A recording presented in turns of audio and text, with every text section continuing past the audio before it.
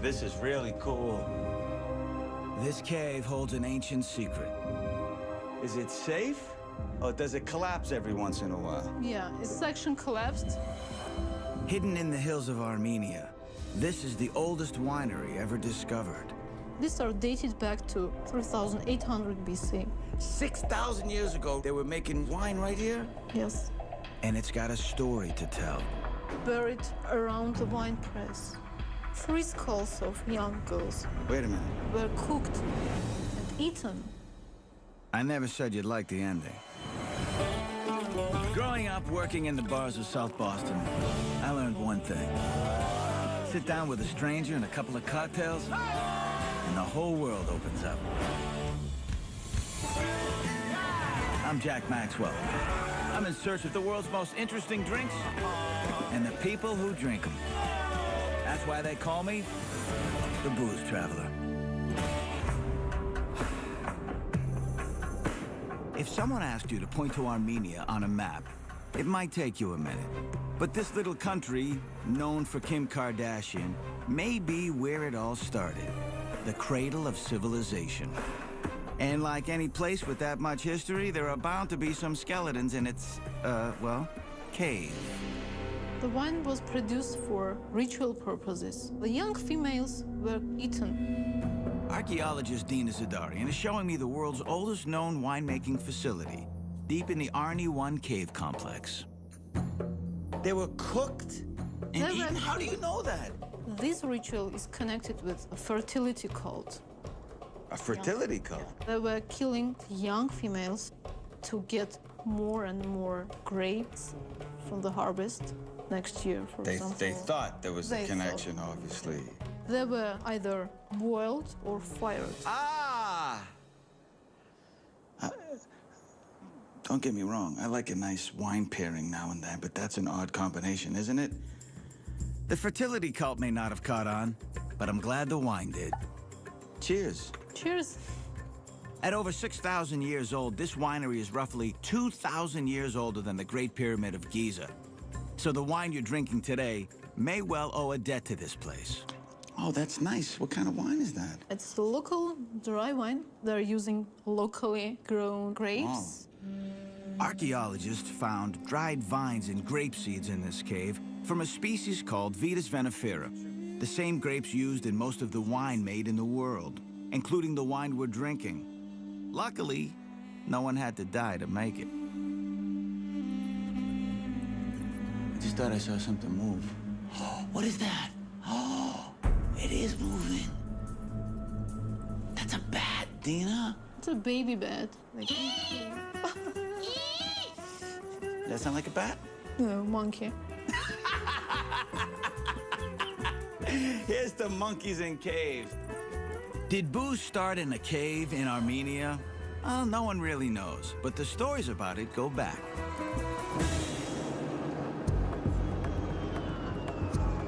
Way, way back. Wow. So that's what it feels like to be a bird. This is the longest aerial tramway in the whole world. This little high-wire act stretches 3.5 miles over the Voratan River and is my ticket from the 21st century to the ancient world. Monasteries like this date back over 1,000 years. But what I'm looking for goes all the way back to the Book of Genesis.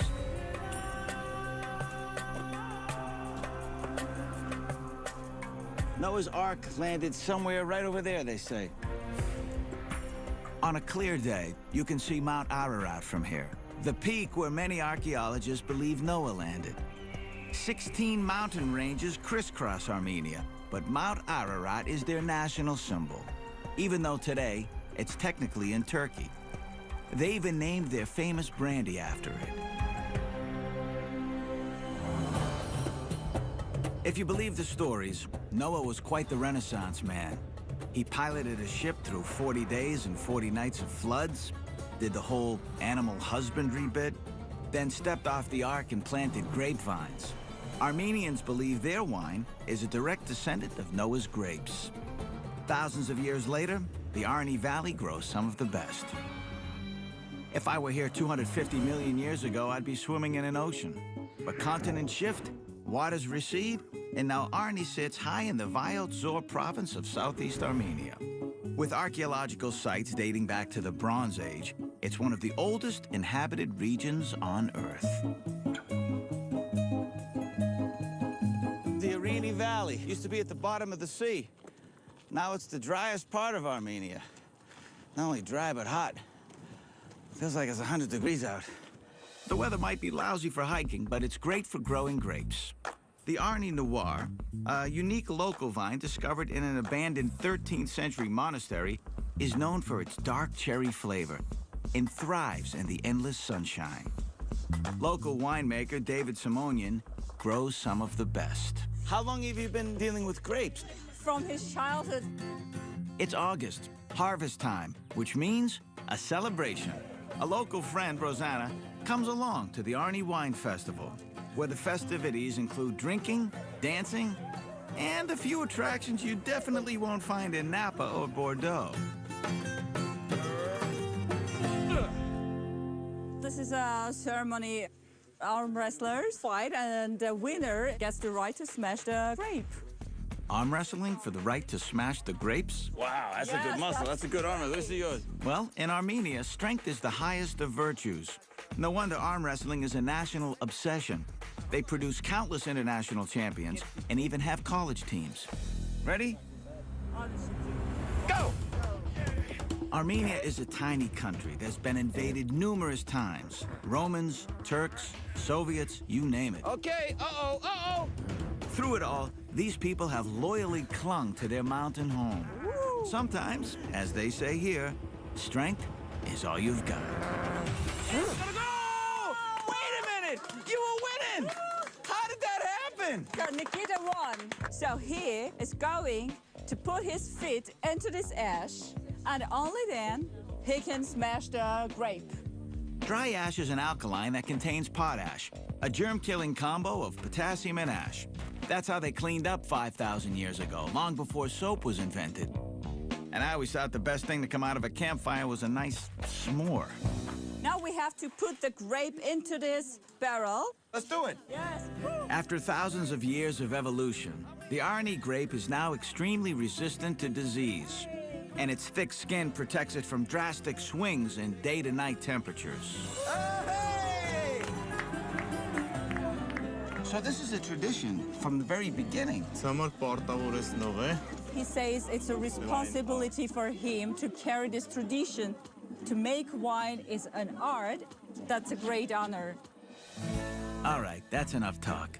What are you laughing at? I'm ready to tap dance on some grapes. My very first grape stomping. Oh! I can help you. Oh! Yes. That feels so funny. Funny. It's a lot slimier than I thought it would be. I thought it would just be wet. Uh-huh. A snail. Look at that. Yeah, it means the product is organic. Ah yes, escargot and wine. What a nice pairing. Let's save him. Nice. He's probably drunk. Every cluster will make about 1 glass of wine once it's fermented, and it takes about a half ton to make a barrel. I got it. Yeah, it's good. No, I got it. Next step, fermentation.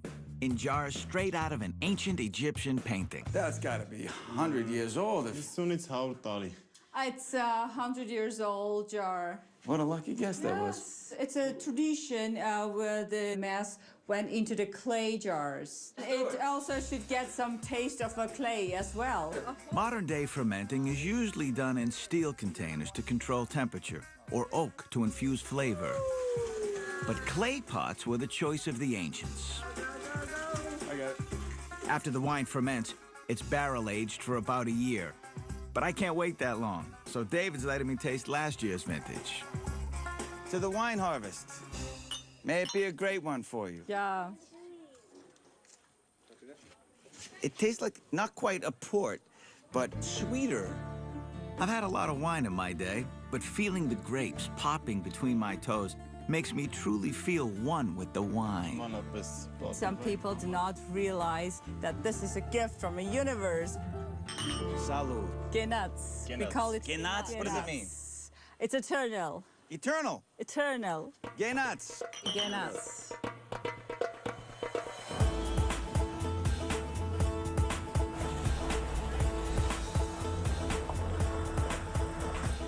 For thousands of years, the Silk Road cut right through this part of the world, and Armenia thrived on the trade between China and Europe.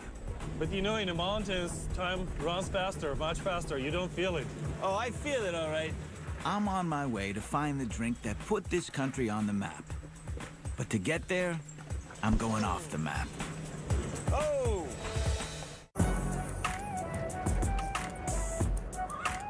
This is an adventure. I'm driving through the hills of Armenia on a journey to find a drink called ogi. And my guide Vlad insists on taking a shortcut. Be careful here, guys. That's good. Ogi's the drink that brought the Silk Road to Armenia 21 centuries ago. We've come to the small mountain village of Alazhar, about 150 miles south of Yerevan, the capital of Armenia. Alazhar dates back about 7,500 years. That's old even by Armenia's standards. It's got the world's first observatory, but more importantly, it's one of the top makers of Armenia's ogi. Sometimes referred to as vodka, ogi is moonshine distilled from fruit, usually mulberries. It's one of the oldest distilled spirits in the world. Are we here? Yes. Woo! White mulberry leaves are also a favorite snack of the silkworm, which is one reason Armenia was such a great place to park your caravan on the Silk Road. Igor, nice to meet you, sir. Igor Gazarian is OG Ogi. He's been making the traditional home brew at his family-run operation for more than 25 years. You like mulberry vodka? No, I'm just kidding. You're too young. The process was passed down by his father, and his father's father, and his father's father's, well, let's just say, a long time. So now let us see exactly what the mulberry tree looks like. Oh, we're getting it right from the tree. Yeah. Talk about step one. In Armenia, mulberries are called tut, and they're used in pies, tarts, and teas. But as far as I'm concerned, the most important thing they're used for is booze. Oh, mulberries. Nice shaking, nice shaking. I could taste the vodka now. Ogi was called vodka during Soviet times, which is what they called anything distilled and clear. But actual vodka is traditionally made from grains, and ogi's much older. 20 centuries ago, when King Tigran was negotiating with China to make Armenia a Silk Road stopover, he schmoozed the Chinese emperor with ogi. Careful. No, that was a good one. You got that whole branch. Kind of looks like an elongated blackberry, really. Oh, that's nice. It's a nice sweet berry. It takes almost 11 gallons of mulberries to make just under 1 gallon of ogi. After they're collected, they're mixed into a mash and fermented for up to 3 weeks. Luckily, Igor already has a batch ready to go. Now it's time to distill it into good old white lightning. Can I smell that before you put that on there? Yeah, of course. Oh, that's fermented. It is. Woo! How old is this? I've been using it for 30 years personally, but I got it from my grandfather. What a nice grandpa. Gives a still to his grandkid. They've been using this copper still to make their ogi for centuries. They believe that's what gives it its unique flavor. A good copper pot still. Boy. The simple flour and water seal keeps the flammable alcohol vapor from coming in contact with the fire. Basically, that ring of dough is the only thing stopping this still from becoming a giant Molotov cocktail. And just about an hour later, Eureka! We have vodka. Look at that. That's a nice steady flow. It's a little bit hotter right now, so it's better to wait a bit for the vodka to get cooler, but it's also kind of tradition. Do you try it right now? Simple enough. Yeah. Just like that. All right. Of course. The owner has the right to taste it first. Okay, Igor. That looks like a good amount to test it with.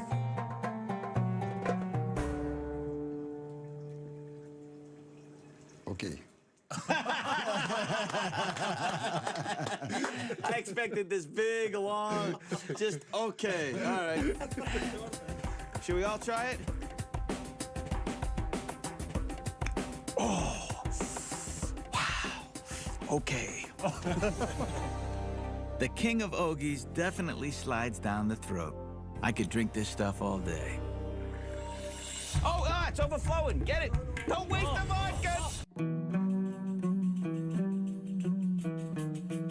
In the Armenian countryside, home is where the ogie is. Should we all try it? This homemade fruit vodka has been produced here for countless generations. We're trying Igor Gazarian's latest batch straight from the still. Okay. It's overflowing. Get it. Don't waste the vodka. Don't waste the vodka, whatever you do. Oh, you spilled it. A crime against humanity. That was a close one. Just in time, we saved the vodka. Oh, my goodness. Igor invites me to stay for dessert. Now, I'd like to think it's because I saved the batch of ogie, but Armenian hospitality is legendary. They have an old proverb that says, 3 days he's a guest, on the 4th, he's a younger brother. Oh, look at this. Baklava. You got some nuts. With a spread like this, you can call me brother, sister, uncle, aunt, whatever you want. An assortment of fruits. Got a nice marble cake. And what goes best with Armenian sweets? Ogie, of course. But before we drink, a toast is a must. I've been told that toasting is very important in the Armenian culture. Making a toast itself, I would say it's an art. A staple at any Armenian gathering, a tamada or toastmaster, is more than a tradition. It's a skill passed from one generation to the next. I'm very, very happy, extremely happy to see you in my house. We respect our guests and we take good care of them. Igor leads us through a series of toasts to family, Armenia, and even world peace. To peace. These toasts help guests remember what's really important in their lives, and they can last all night long. That's a lot of mulberry vodka. It's a nice blend. The balance is nice, even though it's a very strong drink. It's stronger, much stronger than an average vodka is. It's very easy to get drunk. How much stronger is it? What's the percentage? 70. 70. That's 140 proof. What's the Armenian word for hammered? Well, here's to not drinking too much then. And you are always welcome. Thank you. That was a very nice toast. I feel very welcome. What's wonderful food, fruits, cakes, pastries, surpassed only by your hospitality. Thank you. Salud to mulberry vodka in Armenia. Yeah. Salud.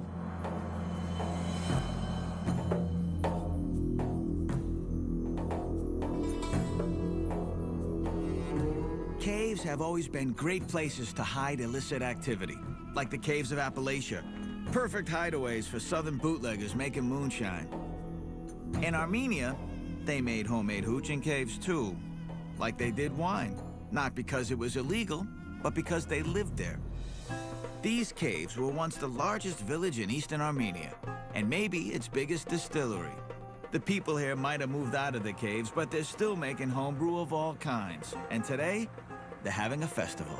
This is the Mulberry Festival? Yes, we're in the town Gori. In the southern Shuning province, Gori celebrates mulberries for good reason. Centuries after the Silk Road, it's one of the region's biggest crops, like potatoes for Idaho.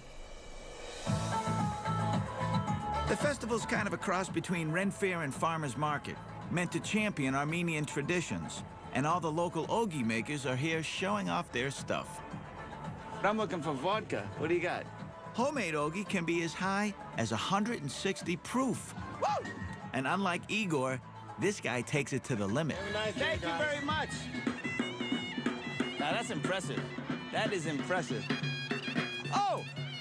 Kid, he's bouncing off his bum. That's common in Armenia? Every holiday, on special occasions, you can see that. Tightrope walking is a tradition that goes back to pagan times.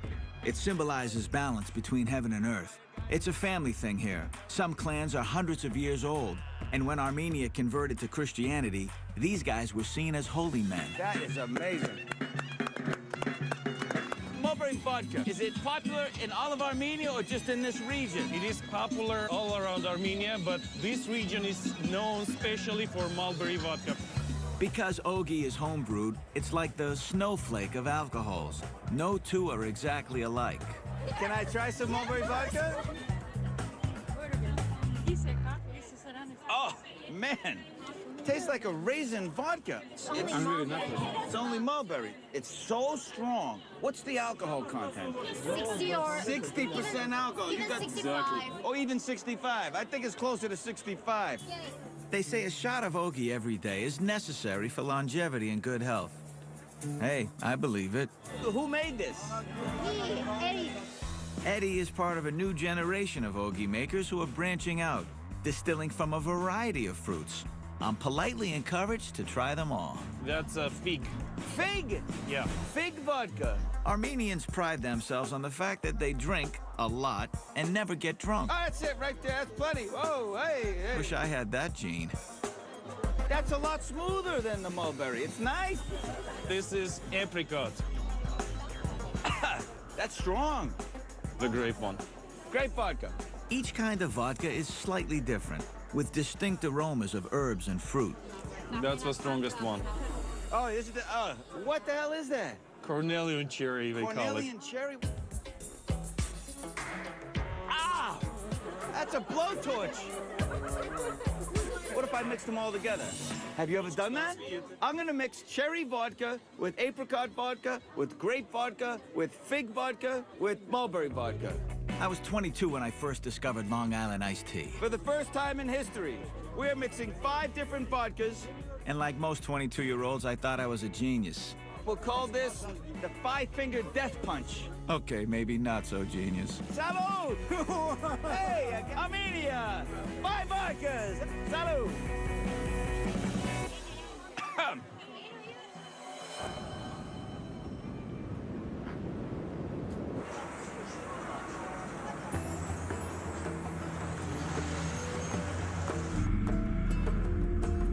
A full day of drinking 150 proof ogi can take a toll. Technically, there's no Armenian word for hangover, but thankfully they still have a cure for one. Vlad's taking me 37 miles outside of Yerevan to Sagonk village at the foot of the Pambak Mountains, to a guest house that serves the best cure around. There's only about 1,000 people here, but plenty of company on the road. Oh, look, more cows.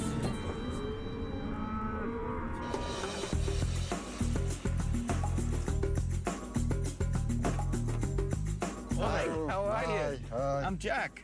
My name is Yura. Yura, nice to meet you. Yura Sargsyan is an award-winning chef who cooks up traditional Armenian dishes, like kash, at his guest house. This is the stuff. Oh, I gotta stir that up a little bit. Hash. What's in this thing? Oh, what is that? Water. Those are feet of a cow. That's a first for me. I'm not exactly head over heels on this one, but let's just hope I don't get, cold feet.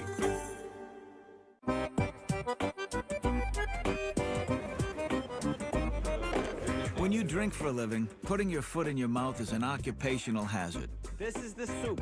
In Armenia, putting a cow foot in your mouth, well, that's a hangover cure. Feet of a cow. Or Hoofs. That's Yeah. cow hoofs? That's a first for me. The way my head feels, might be better not to question ancient Armenian wisdom. They tell me this thick bovine broth is packed with essential vitamins, the ones you lose when you're drinking. we simply cut feet of a cow or a bull, and then it takes about 6 hours to cook this dish. It's been said, eating kash without vodka is like belly dancing without a navel. Well, we wouldn't want that. Get out of the way. I don't want to get kicked by that cow's hoof. Originally, kash was the food of the poor. It's simply water and leftover cow parts. I guess there could be worse parts to choose from. You can't go wrong with garlic and a little salt, or a whole bunch of it. Wow, that's a lot of salt. That's a lot. Salt helps with rehydration, and garlic is purifying, making it an even better hangover cure, and hopefully tastier. Tearing lavash. Lavash is an Armenian flatbread. It gives the soup substance and soaks up acids in the stomach. Ta-da! According to tradition, before we start, wish each other bon appetit. Bon appetit. Bon appetit. Wow. Ուրախ That's all right. Բարի խորժակ ուրախ խաշ։ The way how he says it means happy hush. Happy hush. Now that you mention it, it is happy. That's fantastic. How it has been for centuries and centuries, this tradition won't change ever. You actually eat the cow's hoof? It's not just something to put in the soup to give it flavor? Yeah. Oh, of course you gotta have with some lavash. He put the whole hoof in his mouth. He says it's a good one. It's a good one. It just tastes like cow's hoof, right? Eating a hoof. All right. That's beautiful. Armenians usually give 3 toasts. First, for the people in attendance. I love the Armenian people. They're so warm and inviting. Salud! Second, for the chef. The persons who made this. And finally, to the kash itself. Cow's hoofs. Cheers. At this rate, we're gonna need more kash. Thank you for your hospitality. Salud!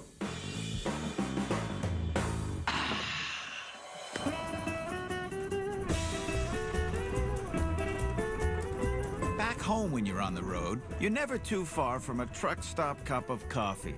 In Armenia, the roadside attractions are a little more exciting. All right, that's what I'm talking about right there. Moonshine. Hi, how are you? What do you have? Ooh, that sounds good. Can I try a little? Thank you. Ah, just like a lemonade stand. Well, not just like one. This is Armenian DIY spirit in action. You can get homemade wine. Oh, that's nice and sweet. And the stronger stuff, too. Oh, straight up, roadside, eye of the devil, moonshine. Nice. Stands selling roadside hooch have been a part of Armenia since the Silk Road days. Today, they're popular stops for long-haul truckers passing through from neighboring Iraq, Iran, and Georgia. Can I buy this? I want to buy a bottle. 300. 300? Yes. All right, 300. Thank you very much. Thank you. I'll see you later. Thanks for the stuff. 4 bottles, 2 different kinds of wine, a vodka, and a cognac, supposedly. Grand total, $5 grand. US dollars, about $12.50. That's a score, huh?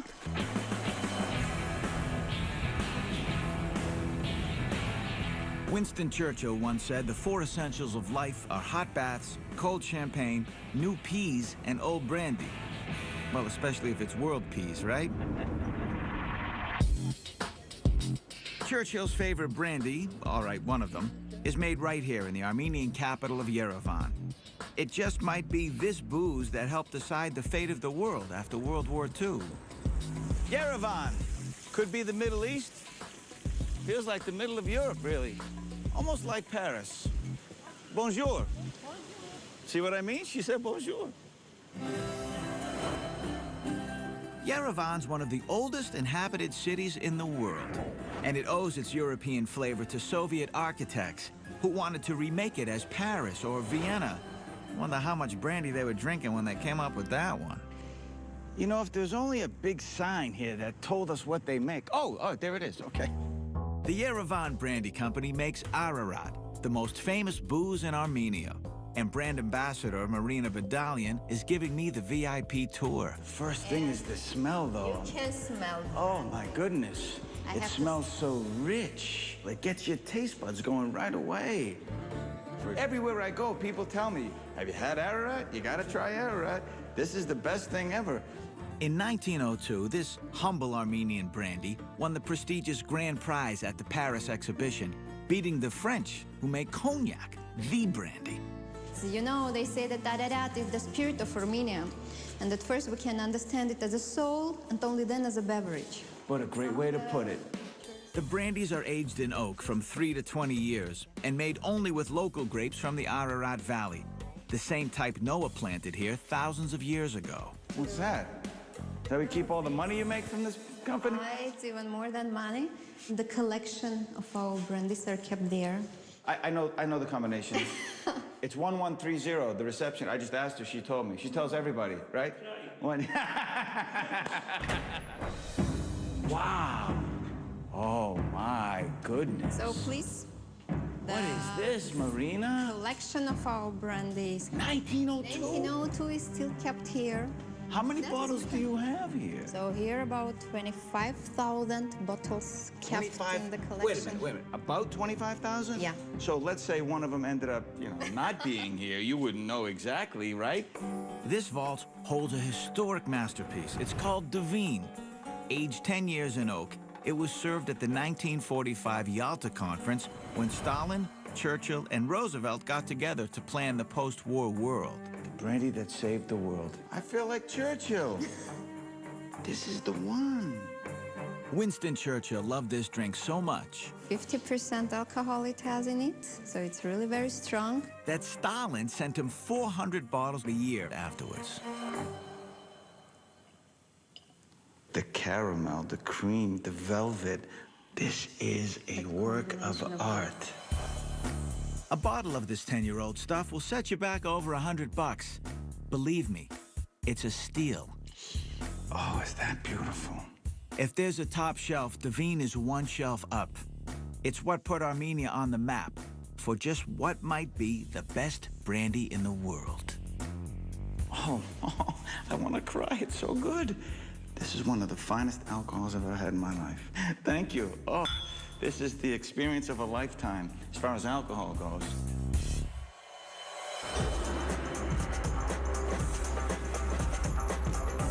A lot of people are leaving the villages in Armenia to come right here to the capital, Yerevan, in search of opportunity. I'm following in their footsteps, but it's not career, it's cocktails I'm in search of.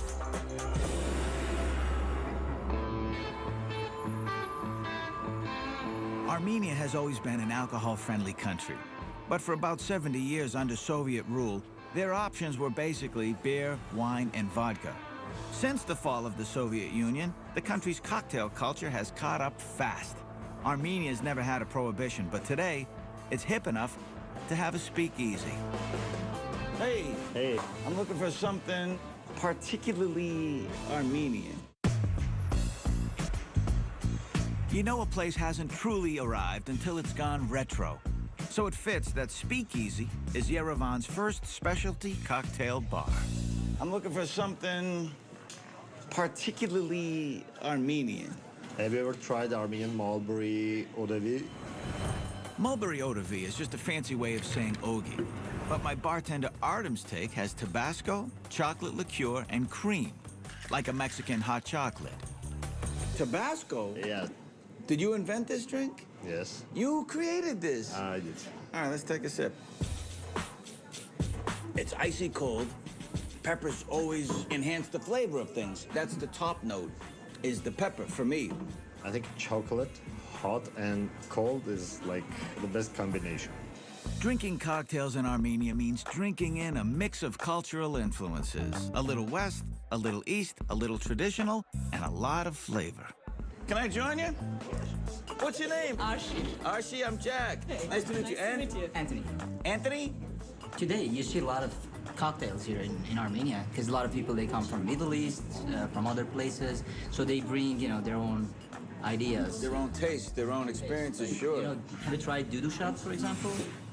A doo-doo shot? Yeah. That sounds This unfortunately named shot, made with vodka, lemon juice, Tabasco, salt, pepper, and garnished with an olive, has rapidly become the go-to drink for bar patrons. Every bartender will tell you that he invented that shot. Really? Every single bartender? I never thought anybody would actually want to claim doo-doo as their own. Salud.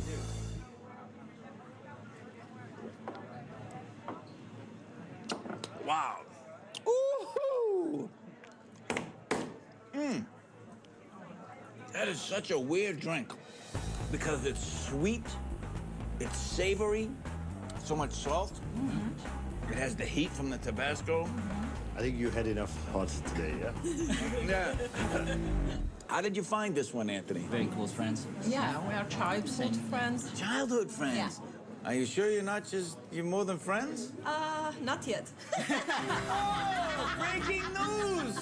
Anthony and us. And if you say not yet, what are you waiting for? So how is the doo-doo? He said, changing the subject. I think I'm in doo-doo for putting you on the spot. Tomorrow, you're gonna say, I hate that guy.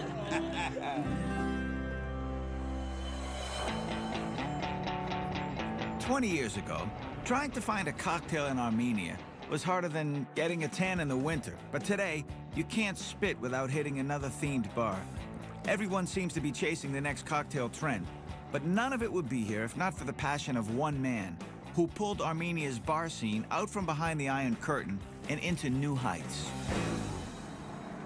El Sky Bar is a private club owned by Elite Life, the Armenian version of GQ. Waiting for me 17 stories up is the president of the Armenian Bartenders Association, the godfather of mixology. Tigran!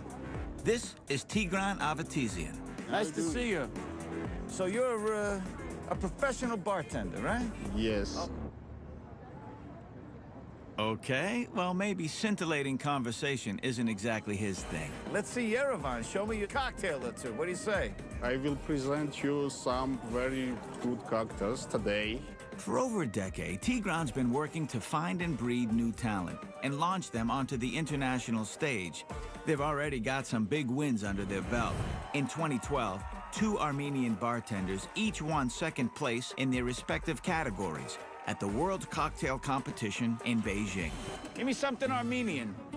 I think the best choice is Cherry Lady. The base on Armenian brandy, Arat, and sour cherry juice. That's the good stuff. Oh! Thank you. Well, let's try this thing. Oh, that's nice. Smoky. Yeah. I think that's probably the brandy. Yeah, of course. And the cherry is so rich, dark. I can see why this is a popular drink. It goes down easy. Yeah. It's like punch. I think the next one will be based on some Armenian fruits, sunset over Yerevan. What a Yes. place to order a sunset over Yerevan. This Sunset over Yerevan is made with Ararat brandy, muddled fig, and honey. It also comes with fresh figs and hazelnuts, kind of like a biblical Cosmo. Oh, that's good. That tastes peachy. And all that pent-up creativity under Soviet rule has exploded into a rainbow-colored, fruity fever dream. I like it. The culture is changed last 10 years. More people is drinking quality drinks, quality cocktails. People get more of a taste, Yes. a sophisticated palate to many beautiful sunsets over Yerevan. Yeah. Cheers. Cheers.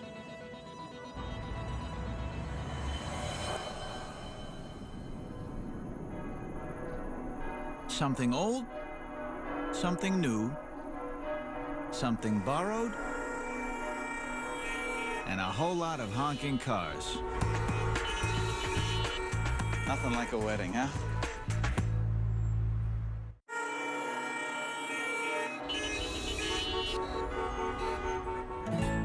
Armenian weddings are elaborate affairs, especially in the Arnie Valley. I've already missed the pre-ceremony drinks and dancing, and the ceremony itself, but I've scored an invite to the reception, thanks to my winemaking buddy David Simonia. Remember him? He's the brother of the groom. Hi, congratulations. You look great. Before we can celebrate the new couple, they must first observe an old tradition. Why did they stop here, of all things, at this monument? This monument is dedicated to all the victims of World War II. This is act of respect. During World War II, more than 500,000 Armenians served in the Soviet Army, almost 1/3 of the population at the time, and nearly half of those didn't return home. Paying their respects here is more than an obligation. It's a way of asking for the marriage to be blessed. Is it custom for every newly married couple, Yes. right from the wedding, Yes. to come here only in this village? While surrounding villages as well.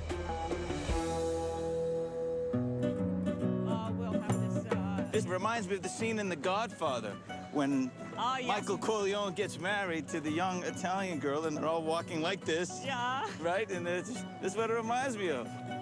Well, there is one difference. Michael Corleone's wedding didn't have this many types of liquor.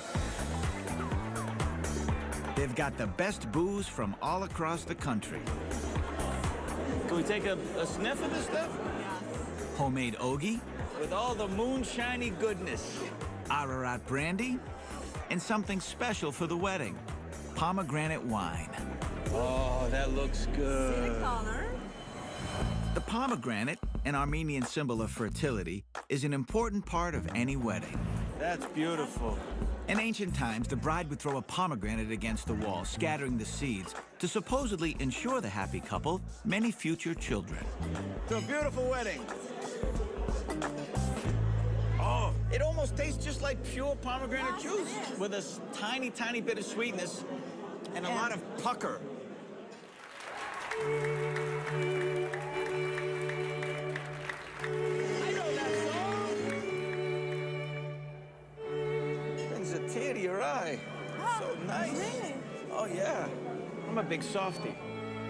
The first dance, a giant feast, plenty of drink. Some things in a wedding are universal. And some aren't. Like dancing with meat. These ladies, they serve this barbecue only after the godfather give them some money. Then they'll serve the barbecue. Yes. Well, that's one way to get a tip. Dancing at a wedding isn't unique to Armenia.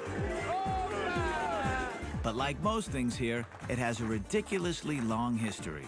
You can find evidence of Armenians cutting a rug in rock paintings dating back to 5000 BC. They don't stop!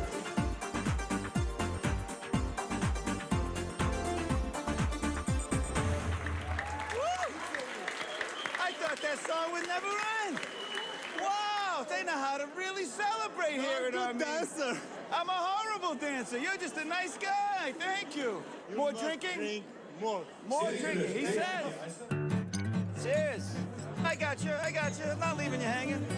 If this wedding is like most in Armenia, we'll be here deep into the night, maybe till tomorrow morning. But drinking in Armenia is nothing if not epic. They've had 6,000 years of practice. What else can you say except, well, here's to 6,000 more.